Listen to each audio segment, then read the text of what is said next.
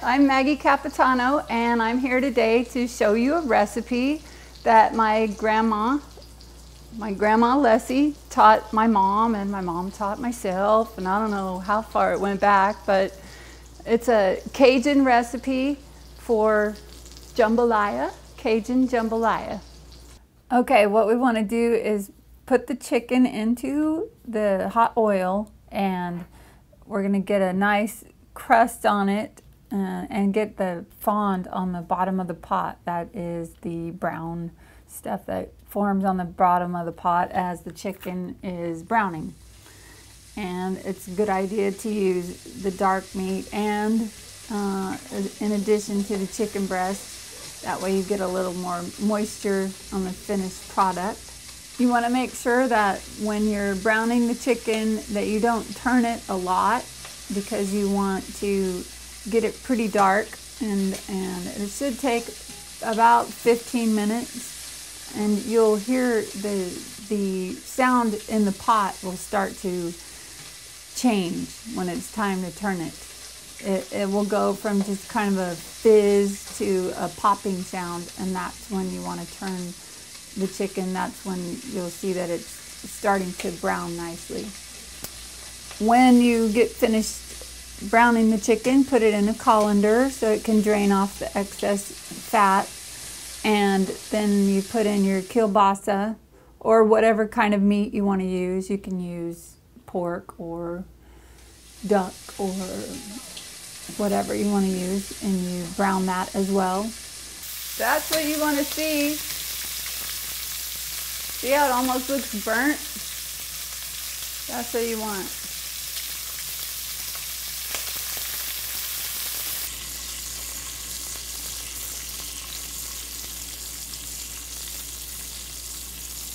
Okay, I cooled down the pot a little bit here at the end because I didn't want to have a bunch of smoke turning on my smoke alarm. And I need to get the excess grease out of the bottom of the pot. So then next I'm going to put my veggies in. I want just enough so that it'll be okay for it to stay in the pot. I always put the onions first so they can cook a little longer. And the celery.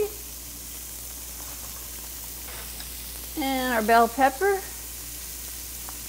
Oh, and our serrano. And 6 cloves of garlic.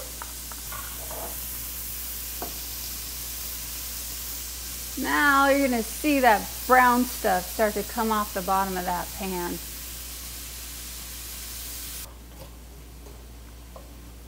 Wilt these veggies down. We don't want to brown them too much. I want to make sure they're wilted. Okay, we're ready to go to step 3. I don't know. Put the meat back in.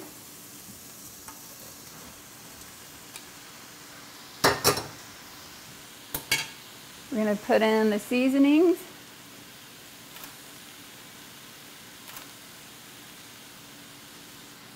And then your liquids. Chicken broth, water, beer, whatever you want.